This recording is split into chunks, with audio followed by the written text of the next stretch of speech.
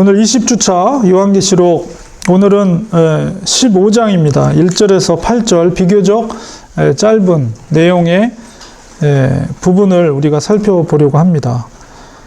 우리가 이제 일곱 대접 재앙이 이제 시작되는, 그래서 15장, 16장이 바로 일곱 대접의 재앙이 기록되어 있는 부분인데요.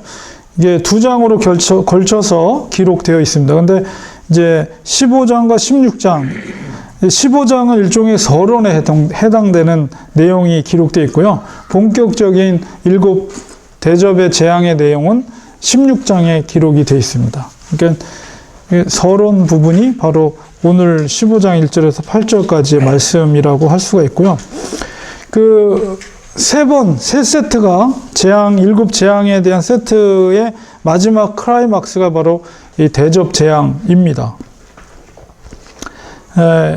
앞서서 일곱 인과 일곱 나팔에 비교할 때, 이제 16장에 본격적으로 기록되어 있는 일곱 대접의 재앙은 더욱더 철저하고 더욱더 전면적인 재앙, 이게 최종적인 재앙을 묘사하고 있습니다. 이제 다음 주에 우리가 살펴볼 텐데, 그래서 이것을 더 이상의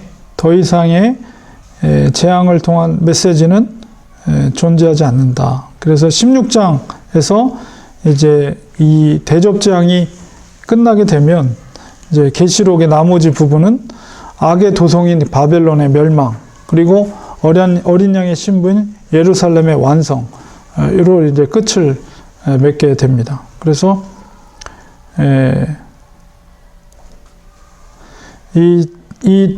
일곱 대접의 재앙이 클라이막스일 수밖에 없는 것은 세상에 남아있는 자들이 최종적으로 여전히 용과 짐승에게 절하고, 그러한 결과로 이 대접 재앙이 맹렬하고 또 철저하게 이루어지게 된다는 것입니다.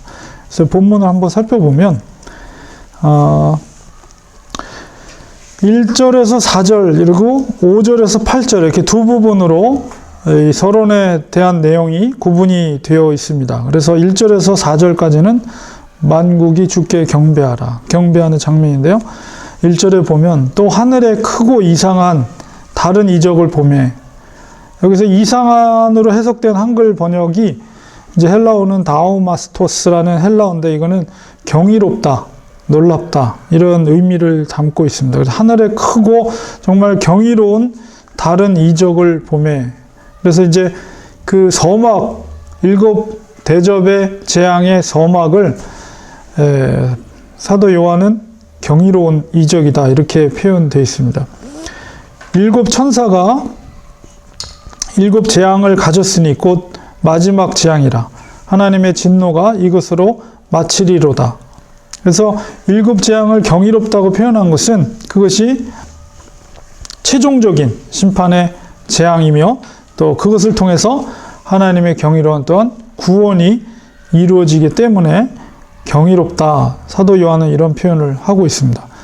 2절에 내가 또 보니 불이 섞인 유리바다 같은 것이 있고, 유리바다라는 표현은 앞서서 4장 6절에 보면 수정 같은 유리바다, 천상의 그 장면 속에서 하나님의 임재를 표현할 때 수정 같은 유리바다라고 표현되어 있거든요. 그러니까 유리처럼 아주 투명한, 그렇게 보이는 바다라고 표현되어 있는데, 유리바다라는 의미는 하나님의 임재, 그리고 하나님의 위엄을 상징하는 그런 표현인데, 거기에 뭐가 섞여 있냐면 불이 섞여 있다, 이렇게 표현되어 있습니다. 그래서 그것은 임박한 심판의 이미지, 엄중한 임박한 심판의 이미지를 불이 섞인 유리바다다, 이렇게 표현하고 있습니다.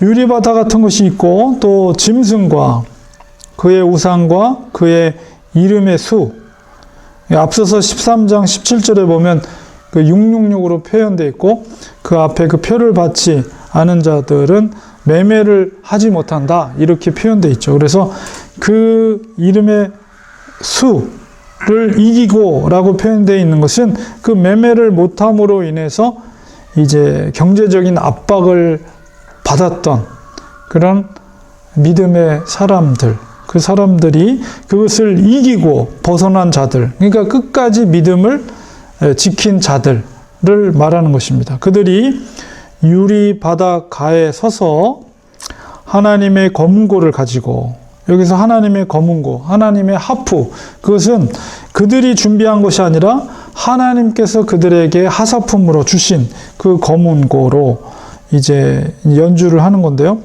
그 하사품으로서의 검은고의 의미는 하나님의 은혜로 구원을 받았다는 것을 상징적으로 표현하는 것입니다.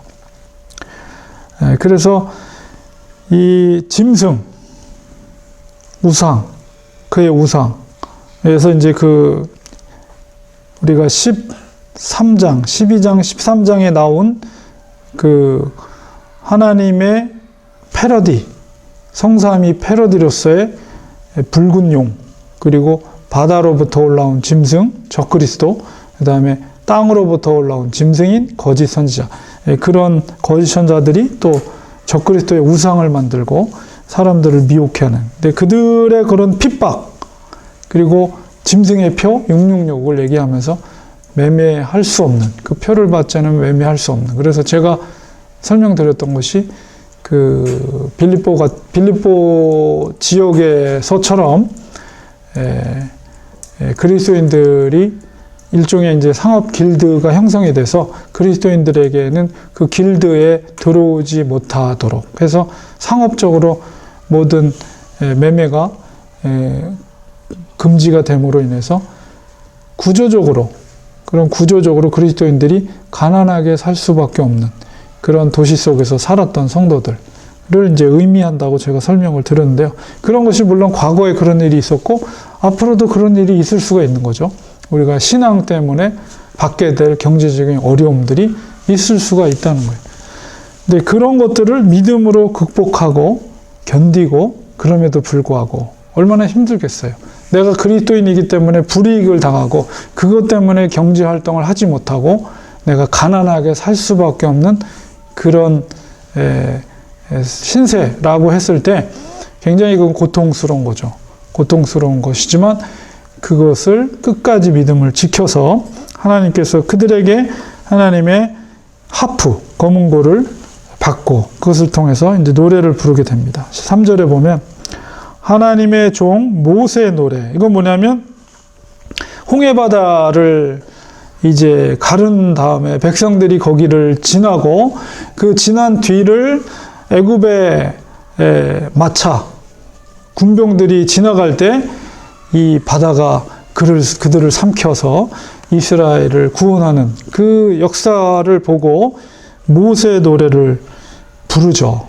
바로 홍해를 건넌 후에 드린 찬양, 이게 모세의 노래입니다. 하나님의 위대하심, 하나님의 구원하심, 이것을 노래한 거죠. 그 다음에 이제 어린 양의 노래라는 것은 바로 어린 양은 예수 그리스도를 상징하는 표현인데 바로 구원하신 그리스도를 찬양하는 것이죠. 이게 구원을 기뻐하고 감격하고 그 다음에 그 속에서 하나님의 위대한 일하심에 대한 경탄과 찬미를 하나님 앞에 그 노래를 통해서 이 하나님의 백성들, 끝까지 믿음을 지킨 자들이 하나님의 하프를 연주하면서 그 노래를 부르는 거예요. 그러면서 이제 그 노래 가사말이 불러 가로되 하나님이 하신 일, 주 하나님 곧 전능하신 이여 하나님을 부르면서 하시는 일, 하나님의 하신 일은 크고 기이하시도다. 그렇죠. 얼마나 크고 기이하십니까? 그리고 만국의 왕이시오. 전능하신 이라고 표현했고 주 하나님이라고 표현했고 또 만국의 왕이시다. 이렇게 표현하고 있어요. 그리고 주의 길, 그 주님의 길은 의로우시고 참되시도다. 그 다음에 주여. 주여라는 것은 주권을 인정하는 거예요. 하나님께 모든 주권이 있습니다. 그 고백이 주여. 베드로도 예수님을 향해서 처음에 랍비어였다가 그 물고기를 올린 다음에 주여, 이 죄인으로부터 떠나소서 이렇게 하잖아요. 주님의 주권을 인정하는 고백이죠. 주여, 누가 주의 이름은 정말 이렇게 반어체로 그 문어체로 또 사용을 한 거지만 주의 이름을 두려워하지 아니하며 두려워할 수밖에 없다. 모든 자들이. 그리고 주의 이름을 모든 자들이 영화롭게 할 수 있다. 영화롭게 하지 아니하리까. 영화롭게 한다는 거죠. 그런 반어법으로 주님의 이름을 두려워하고 주님의 이름을 영화롭게 하는 것이죠. 하나님의 일하심, 하나님의 놀라운 장엄하신 그 일하심에 대해서 그렇게 노래하고 있고, 하나님의 백성들에게 하프를 연주하면서 그런 노래를 하는 거예요. 오직 주만 거룩하시니다. 주의 의로운 일이 나타났으며 주님의 일은 거룩하시고 주님의 일은 의로우시다. 이렇게 말하면서 결론적으로 만국이 와서 주께 경배하리이다. 하나님의 일하심, 하나님의 구원하심에 대해서 만국이라는 것은 모든 나라가 하나님 앞에 무릎 꿇고 경배하며 하나님을 높일지어다. 이렇게 그 백성들이 노래를 하고 있습니다. 그래서 이 일곱 대접 재앙 앞서서 이제 하나님의 위대하심을 노래하는 장면이에요. 그러니까 일곱 대접 재앙은 지금 시작되지 않았지만 그 서막을 알리는 하나님의 찬양 소리가 울려 퍼져요. 그래서 사실은 이 노래 장면 속에서 하프를 연주하는 그 믿음을 끝까지 지킨 자들의 지금 이 순간은 너무나도 감격적인 순간입니다. 왜냐하면 이제까지 지상에서의 그 용의 세력, 그 다음에 짐승의 세력들, 그리고 짐승을 추종하는 세력들이 겉으로 보기에는 그들이 모든 힘을 소유한 자처럼 그런 행세를 하는 거예요. 지금 이 시대 속에서 마치 공중권세 잡은 그런 사탄의 세력들이 이 세상을 좌지우지하는 것 같고, 믿는 자들을 정말 힘들게 하고 핍박과 고난 속에 있게 하는 정말 강력한 힘을 소유한 자와 같이 보이게 되지만, 그것이 그런 패망할 것이 전혀 보이지 않는 자들이 이제는 대접 재앙이 시작되는 그 순간부터 그들이 패망의 자리로 옮겨질게 될 것이며, 오히려 고통 가운데 있던 믿음의 사람들은 이제 전혀 승리의 조건이 없었던 그들이 구원의 반열에 서게 된다는 거예요. 이 재앙이 시작되는 순간, 그리고 그 재앙이 시작될 때에 이들은 안전한 곳에서 그들의 심판을 받게 되는 모습들을 이제 마치 관람하는 것처럼 그런 재앙들이 이제 시작이 곧 될 거예요. 그러니까는 이 고난을 받고 있던 믿음의 사람들이 얼마나 그 감격적인 눈물을 흘리면서 그것을 보게 될 것인가. 이제까지 오히려 기독교인들이 콜로세움에서 혹은 십자가 형틀에서 불로 화형돼 죽고 짐승의 밥이 되고 그냥 당할 수밖에 없는, 죽을 수밖에 없고 고통받을 수밖에 없었던 그런 믿음의 성도들이 완전히 이제 자리가 역전이 되는 거예요. 그러니까 됐을 때 이 역전된 그 모습은 너무나도 구원받은 백성들에게 있어서는 감격적인 순간이며 감격적인 자리라고 볼 수가 있습니다. 대접에 대한 준비를 하는 장면으로 이제 넘어갑니다. 5절에서 8절까지. 또 2일 후에 내가 보니 하늘에 증거 장막이라고 되어 있어요. 여기서 증거라는 것은 시내산에서 모세가 받은 언약의 돌판을 상징하는 것입니다. 곧 그것은 계명과 율법을 의미하는 것이죠. 하늘에 있는 그 증거 장막, 역시 이것도 하나님의 말씀에 대한 거절로 인해서 심판이 시작되는 것을 이 이미지를 통해서 우리가 깨달을 수가 있어요. 하늘에 있는 증거 장막의 성전이 열리면서 거기서 이제 천사들이 대접을 갖고 나오는 장면이 나오죠. 이것은 바로 언약의 말씀, 하나님의 말씀과 연결이 되어 있는 것입니다. 6절에 일곱 재앙을 가진 일곱 천사가 그 성전으로부터 나와서 맑고 빛난 세마포 옷을 입고 가슴에 금띠를 띠고, 마치 이 일곱 천사의 모습이 구약의 그 제사장들의 그런 모습과 흡사한 것을 보게 됩니다. 그래서 이 제사장들이 세마포를 입고 있는 그 모습은 정말 거룩함. 그래서 재앙을 맡은 자들의 그 거룩한 사명을 이렇게 천사들의 모습 속에서 우리가 느낄 수가 있죠. 7절에 네 생물 중에, 우리 천상에서의 네 가지 생물이 있었죠. 그 네 생물 중에 하나가 셋에 계신 하나님의 진노를 가득히 담은, 하나님의 진노의 맹렬함을 가득히 담았다, 이렇게 표현하고 있어요. 그 금대접 일곱을 일곱 천사에게 주었다. 하나씩 하나씩 7명의 천사에게 금대접을 하나씩 이렇게 넘겨주는 장면. 그러나 그 속에는 하나님의 진노가 그 속에 가득 채워져 있죠. 그래서 그것을 쏟을 때마다 엄청난 재앙들이 이 땅에 이루어지게 됩니다. 그 내용들은 이제 16장에 기록이 되어 있어요. 그래서 지금은 이제 그 대접, 재앙을 하는 천사들의 어떤 그 준비의 모습을 그리고 있습니다. 마지막 8절에 하나님의 영광과 능력을 인하여 성전에 연기가 차게 되매, 연기가 찬 것은 하나님의 거룩한 임재의 모습, 그런 상징적인 표현과 모습이라고 볼 수가 있습니다. 일곱 천사의 일곱 재앙이 마치기까지는 성전에 능히 들어올 자가 없더라. 하나님의 명령 가운데 엄중한 일곱 대접 재앙이 이제 준비가 되는 과정 속에서 그 성전에 들어올 수 없다. 그 일곱 재앙이 마칠 때까지는 어느 누구도 그 성전에 들어올 자가 없다. 이 말은 누구도 하나님의 그런 최종의 심판을 막을 자가 없다는 의미가 담겨져 있습니다. 그 마지막 최종적인 이제 이 심판 가운데는 중간에 이제 앞에서는 인이나 나팔재앙에서 중간에 삽입장들이 있었잖아요. 그 천상의 모습이라든가 재앙 다음에 천상의 모습. 근데 이 재앙에는 삽입장이 없습니다. 마지막 재앙이기 때문에.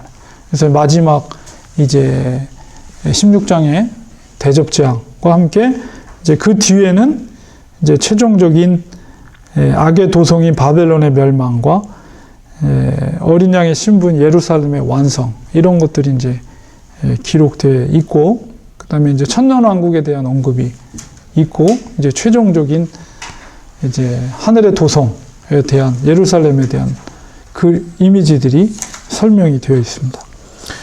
그래서 비교적 짧은 15장은 되게 비교적 짧죠. 1절에서 8절까지. 그래서 15장과 16장이 세트인데 이제 도입 부분, 일곱 대접 재앙의 도입부에 해당되는 것이 15장이다. 그리고 이제 본격적으로 16장 전체 한 장을 할애해서 일곱 대접을 천사들이 하나씩 하나씩 부으면서 이 땅에 도래되는 엄청난 재앙들이 그려져 있습니다. 그래서 오늘은 여기까지 살펴봤고요.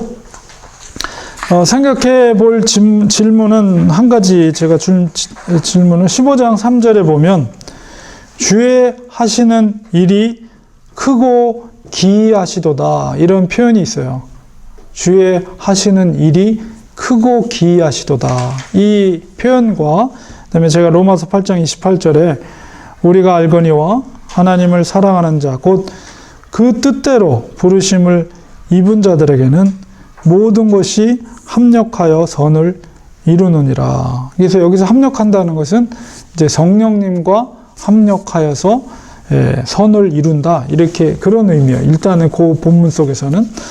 그러나 이제 우리가 일반적으로 이 본문을 우리가 많이 인용할 때는 막 우리 성도들이 어려운 일이 있을 때 이제 우리가 이 말씀을 이렇게 들어서 다 어려운 것도 하나님께서 선하게 쓰시기 위해서 우리가 어려움을 겪게 한다, 뭐 이런 상황일 때 주로 이 본문을 우리가 많이 인용을 하는데, 어쨌든 이제 1차적으로는 성령님께서 우리와 합력하여서 하나님의 선한 뜻을 이루어 가신다, 이제 원래는 그런 의미가 담겨져 있습니다. 그래서 주의 하시는 일이 크고 기이하시도다, 이 본문의 말씀과 로마서에 있는 이 말씀을 우리가 같이 생각해 보면서 이 말씀 속에서 느껴지는 하나님은 어떤 분이신가, 여러분이 생각을 나눠보시고, 우리가 하나님의 존재와 또 하나님의 능력을 인식하고 또한 그것을 믿는 것은 우리에게 어떤 유익이 될까요? 그런 질문을 제가 한번 만들어 봤습니다.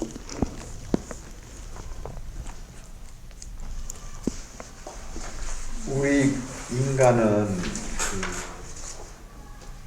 연약하기 때문에 이 흔들리는 갈대와 같죠. 그래서 어떤 그런 하나님에 대한 믿음이 강하면 거기에 전적으로 의탁하기 때문에 큰 마음의 컴포트, 위안이 될 수가 있어서 네. 그 모든 하는 일이 이 긍정적으로 이렇게 전적으로 될 것을 기대하는 거죠. 합력하여 그렇게 선을 이루고 좋은 일들로 이루어진다는 확신이 있기 때문에 하나님을 믿고 따르면 반드시 그렇게 된다. 그렇기 때문에 마음의 평안을 가질 수 있고 그걸로 인해서 믿음이 더 강해질 수 있다. 네, 좋은 말씀 하셨습니다. 네. 그렇습니다. 저도 이 말씀을 묵상하면서 그런 생각을 했어요. 우리가 생각하고 있는 하나님의 존재, 우리가 인식하는, 우리 머릿속에 생각하는 하나님의 존재와 진짜 실존하는 하나님과 분명히 다르겠죠. 그러니까 우리가 생각하는 것보다도 더 위대하시고 더 능력이 많으시고 우리가 상상할 수도 없는 그런 지혜와 권능과 능력을 행하시는 분이라는 생각을 했어요. 그래서 물론 이제 성경을 통해서 우리에게 계시하는 하나님의 이미지, 그런 인식들이 우리에겐 있기 때문에 하나님의 전능하심을 우리가 알고 있지만, 그러나 정말 하나님의 그 실존적인 존재와 우리가 인식하는 하나님과는 분명히 괴리가 클 거라는 생각이 들어요. 그러나 물론 하나님께서 성령으로 하나님의 어떤 마음을 우리가 때로는 이제 알게 할 때 우리는 정말 엄청난 감격을 경험하게 되죠. 하나님의 마음을 알게 될 때. 근데 우리가 연약하니까 집사님 말씀대로 늘 우리가 그렇게 생각하지 못하고 환경 속에 우리가 때로는 좌지우지 될 때가 많은 것 같아요. 어려운 일을 만나면 거기에 휩쓸려 가고 우리의 생각이. 그런데 성경을 우리가 가까이 하면 할수록 주의 하시는 일이 크고 기이하시도다. 이 말씀 속에서도 얼마나 그 하나님의 일하심이 놀라우면 기이하다, 크고 기이하다 이런 표현을 했을까. 그런 생각하면 우리가 그런 상황 속에 휩쓸려 가려고 할 때마다 이 말씀을 다시 한번 묵상하면서 아니야, 하나님은 나를 지키시는 분, 선하신 분, 나의 참 좋은 목자, 내 상황을 아시는 분, 우리의 상황을 체휼하신 분, 이미 체휼하신 분. 체휼하다는 것은 인간의 배고픔과 또 병약함과 죽음과 그 모든 연약함을 이미 주님께서 이 땅에 육신으로 오심으로 우리가 동정이 아니라 경험하심으로 우리 아픔을 아신 분이다. 예수님만큼 우리 인간의 모든 고통을 경험한 분이 어디 있겠어요? 자라오면서 배고픔도 경험했을 것이고 아픔도 경험했을 것이고 또 배신당하는 아픔도 경험했을 것이고 하셨고, 그 다음에 인간이 정말 느낄 수 있는 가장 극악한 고통의 상황도 체험하셨고 죽음도 체험하셨고, 그렇게 볼 때 우리를 체휼하지 못하실 이유가 없는 거죠. 저 높은 천상에서 우리를 하나님의 높으신 관점에서 우리를 동정하시는 분이 아니라 우리 아픔을 직접 체험하시고 우리보다 더 깊은 아픔을 경험하신 분으로서 우리를 사랑하신다. 이제 그런 생각을 가질 수가 있죠.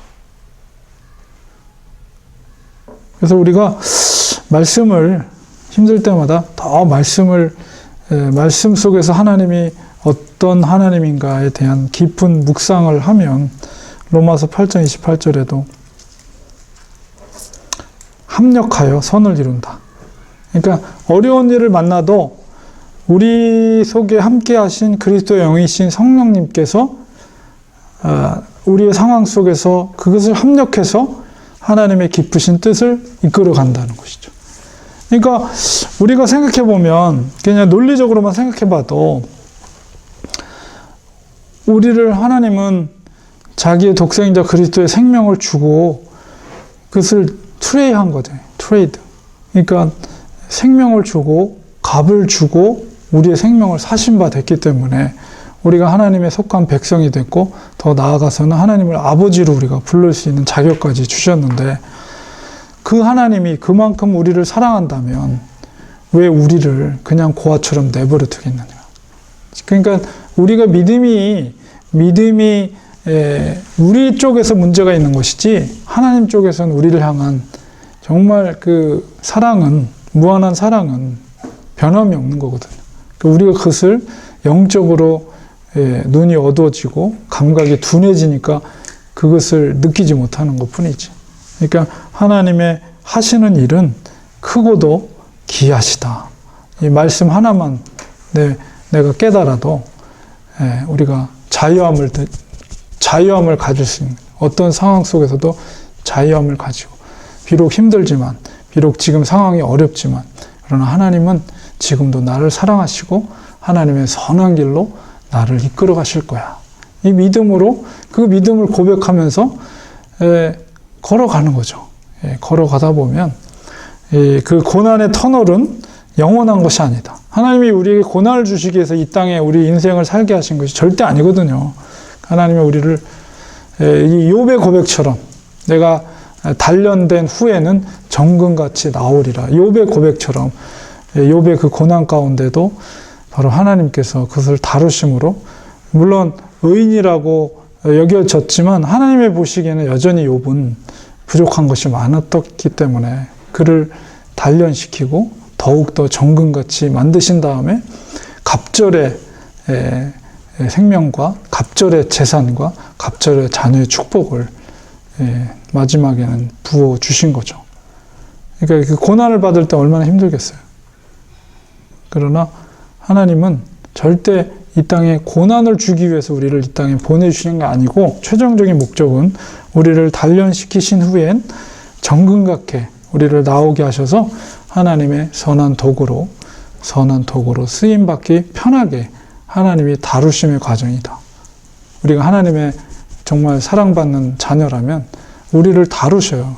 모세를 다루셨듯이 요셉을 다루셨듯이 우리를 그 힘든 과정, 배반의 과정 이런 과정을 통해서 우리를 다루셔요. 그 상황에서 우리가 이해하지 못해도 요셉이 나중에 지난 다음에 형들한테 그러잖아요. 여러분, 형님 걱정하지 마세요. 하나님께서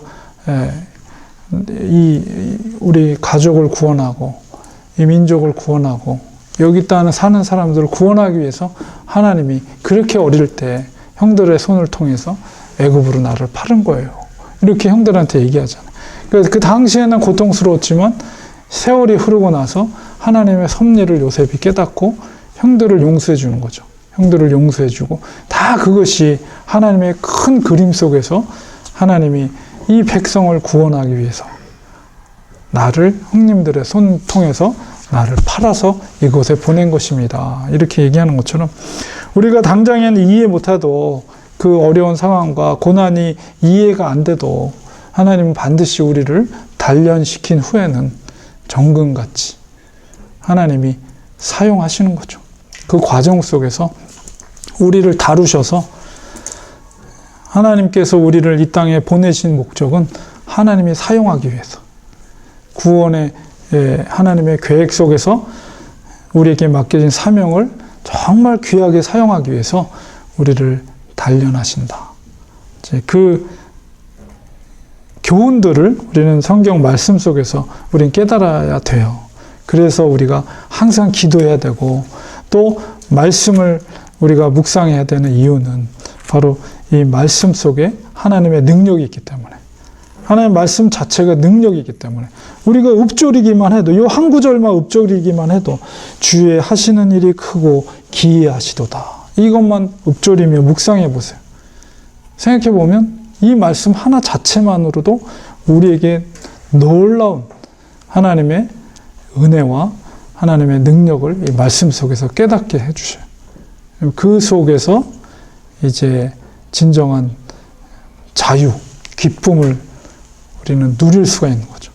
그리스도인이 사는 길이 바로 그거예요. 말씀, 하나님의 약속의 말씀, 이 약속의 말씀, 언약의 말씀을 100% 내가 그것을 수용하는 데 있어서 여러 가지 가로막는 요소들이 있어요. 말씀을 내가 100% 수용하는데 그것을 가로막는 요소들. 그건 뭐냐면 나의 경험, 나의 판단, 나의 생각, 나의 상황, 나의 지식, 이런 것들이 하나님의 말씀을 100% 받아들이려고 하는데 거기에 가로막는 것. 그런 것들을 다 거쳐버리고 하나님의 약속의 말씀을 순전하게 내가 믿고 받아들일 때 그 말씀이 능력이 되는 거예요. 그럴 때 진정한 말씀 안에서의 자유를 누릴 수가 있어요. 그리고 이 말씀이 살아서 주의 하시는 일이 크고 기이하시도다. 이게 나의 상황 속에서, 현재를 살고 있는 내 상황 속에서 나의 간증으로 고백되어지는 거예요. 주의 하시는 일이 크고 기이하십니다. 이게 고백되어지면 하나님의 말씀이 능력이 되고 살아서 역사하는 거예요. 우리는 하나님의 일하시는 것을 우리가 상상할 수도 없어요. 한 가지 일이 해결되는 방법은 우리 머릿속에서 아무리 계산해봐도 많아야 뭐 기껏해야 3개, 4개밖에 없지만 하나님께서 그 문제를 해결하는 방법은 무수히 많은 가능성들이 있다는 거예요. 우리가 상상도 못할.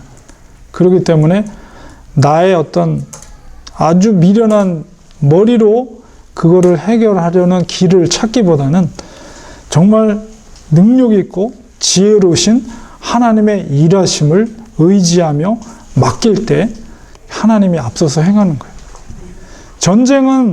전쟁은 다윗의 고백처럼 칼과 창에 있는 게 아니라니까요. 하나님 손에 달려 있는 거지.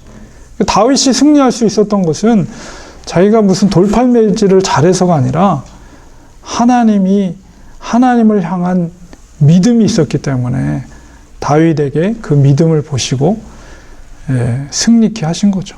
하나님 손에 있는 거예요. 전쟁은 창과 검에 있는 게 아니고. 우리도 마찬가지죠. 우리의 삶의 주권자는, 우리의 삶의 인생의 주권자는 하나님 손에 달려있다. 그것을 내가 믿느냐 믿지 않느냐. 내가 그냥 하나님의 일하실 것을 앞서서 내가 마음대로 뭔가 내 생각과 경험과 지식으로 판단으로 해결하려고 그렇게 골머리를 쓰는 자냐, 아니면 하나님을 신뢰하고 믿고 하나님의 일하심을 기대하면서 순종하면서 하나님의 일하심을 따라가는 자냐. 이제 여기에 따라서 우리의 삶의 어떤 기쁨의 깊이가 달라지는 것입니다. 우리의 상황은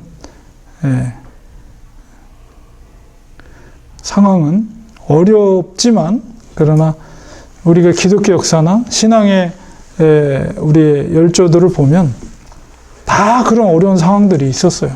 아브라함이나 이삭이나 야곱이나 요셉이나. 우리보다도 더 어려운 일들을 더 많이 경험했어요. 그럼에도 불구하고 그들이 믿음의 조상이 될 수 있었던 것은 그 상황 속에서 끝까지 하나님을 바라봤다는 거예요. 하나님을 바라봤다. 요셉을 보더라도 얼마나 실망과 낙담의 상황 속에 처할 수밖에 없었습니까? 그런 상황 속에서도 물론 당장에는 굉장히 실망과 낙담감이 밀려왔겠죠. 그러나 그 속에서라도 묵묵히 침묵하며 하나님을 바라봤고 하나님의 뜻을 헤아려 알려고 했다. 근데 그런 과정, 하루하루 그런 과정, 믿음의 과정을 통해서 하나님이 정말 보이지 않는 하나님의 일하심을 통해서 거기서 어떻게 술관원장을 만나고 거기서 보디발을 어떻게 만나고 그거는 요셉이 한 게 아니거든요. 하나님이 하신 거지. 그래서 우리 인생 가운데 하나님의 우리의 문제를 해결하시는 일은 정말 말씀대로 주의 하시는 일이 크고 기이하시도다. 예, 이 말씀을 우리가 믿는다면 그 하나님의 존재와 능력을 우리가 믿는다면 우리에게 정말 큰 유익이 됩니다. 예, 그리고 걱정과 근심이 우리 속에서 사라져요. 예. 자, 오늘 생각해 보긴 여기까지 하겠습니다. 연구질문 다음 주 본문은 16장이에요. 그래서 거기에 이제 최후 심판, 대접재앙의 내용이 기록되어 있는데요. 일곱인과 일곱 나팔과 비교해서 여러분이 읽어보시고 어떤 재앙의 결과들이 있는지를 한번 읽어보시기 바랍니다. 예, 오늘은 여기까지 하겠습니다.